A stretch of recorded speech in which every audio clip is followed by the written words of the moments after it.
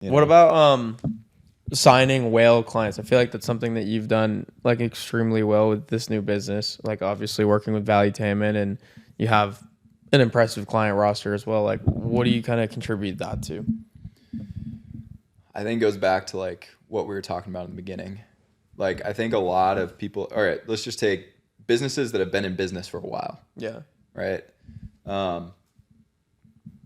When they're thinking systems and stuff along those lines, like they usually think like IT manager or like, shit, I don't even know what they'd call it. You know, it's just like they're so used to people being super engineering or developer or whatever, right? That for when we come into like bigger companies and they have really good engineering strength or really good developer people, right? Like really good IT backed people, we're like a breath of fresh air because they're going to out tech us, but we're going to strategize everything that they would be doing 10 times better than what they'd be doing it like, right? So when we do find bigger clients, it's like, one, when you're talking to the COO and you're talking to the CMO and you're talking to the sales director and you're talking to the CEO, it's a completely different conversation every single time, right? So we first had to like kind of learn like this is how the CEO is going to want to be spoken to. This is how the COO is going to want to, you know, be talked to and how the flow is going to go. This is how the CMO is going to work. This is how the sales director is going to work. This is the person that's going to try and block us every single time, right? So that kind of started happening. And I think it's just a breath of fresh air for companies like that to have people that bring more than just we're going to fix this shit for you to the table. It's like, hey, no matter how big the company is, going back to a consulting approach, like let's take a $100 million a year company and let's take the first hypothetical scenario that we talked about where it's like, all right, they generate 1,000 leads and 10% get booked. Imagine a company doing $100 million and their lead to booking percentage went up 2.5%. Insane. Millions of dollars. Millions of dollars. Now, imagine if their lead to booking went up 2.5%, their show rate went up 5%, and they started rebooking 5% more people. Now we're talking tens of millions of dollars, like potentially, right? Yeah.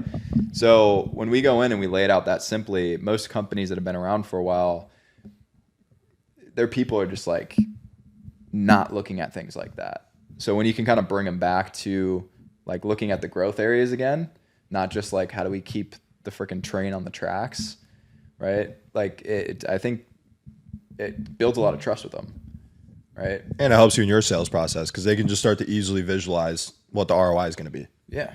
Because you're going to drop the number on them at the end of the call and they're going to be like, oh shit, that's a lot of money. But if you're like, well, if you guys literally just increase this number right here and everything else stays equal, you'll have ROI in 2 months. We're still, and 100%. And I mean, we're still working on like going up logo is something that like we actually don't necessarily want to do right now. Why? Because the bigger companies have 10, 15 different people that want to make decisions, right?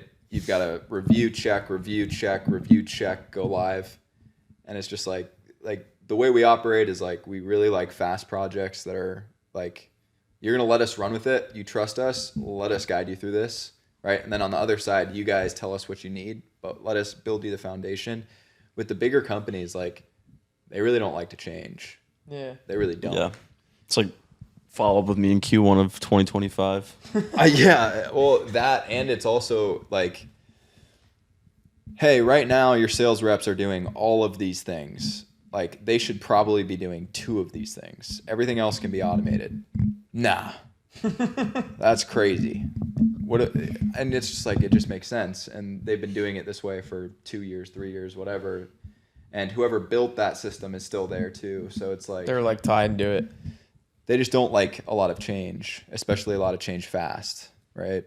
And if the company's big enough, because I've talked to a couple enterprise type accounts for ListKit, the person who is in charge of evaluating different vendors and people that they're working with, they just dwell over the dumbest fucking details. Oh yeah, because it's their job to. Like if you they're literally a goalie. Yes, literally. They're a goalie.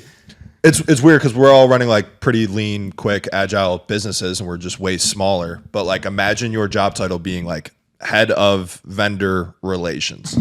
Of course, you're going to put way too much time into every little detail because like you got 8 hours in a day just to think all about this. So Yeah, I agree with you there.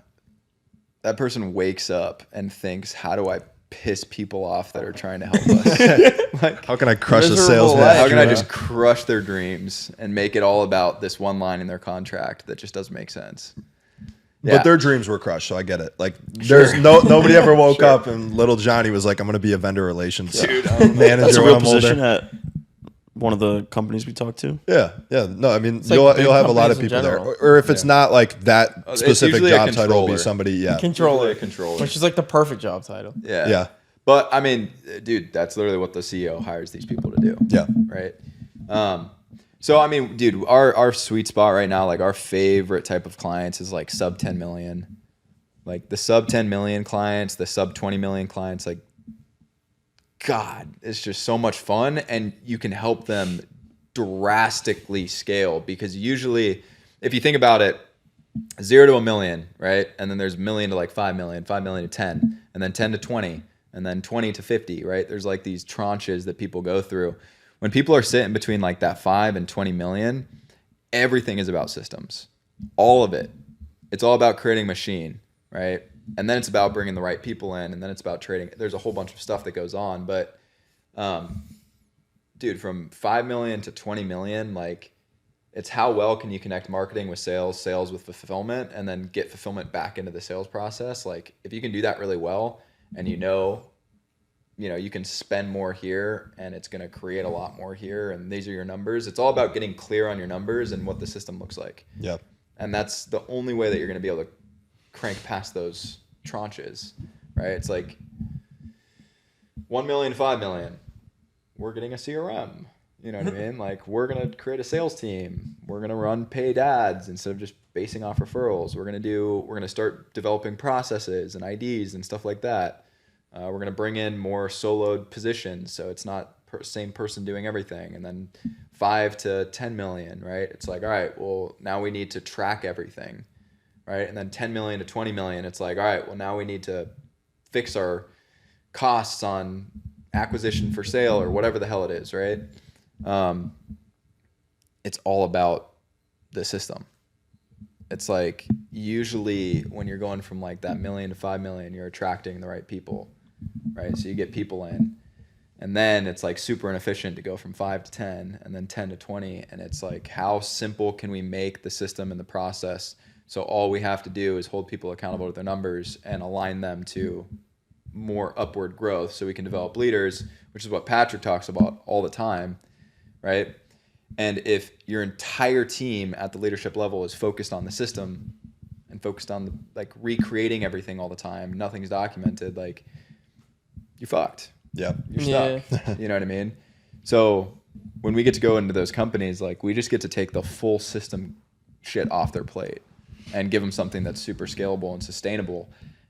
And that allows their people just to get fired up and just charge, which then allows everybody else to develop a lot faster, which then if you look back a few months, years, whatever later, it's like, yeah, we helped with that. Yeah, You know what there's I a mean? big Like, change. That feels And good. they see the numbers, so they can't hide from like their actual performance. Yeah. Hey guys, if you enjoyed this short clip, check out the full interview here. And if you want to see more clips from this episode, check it out right here.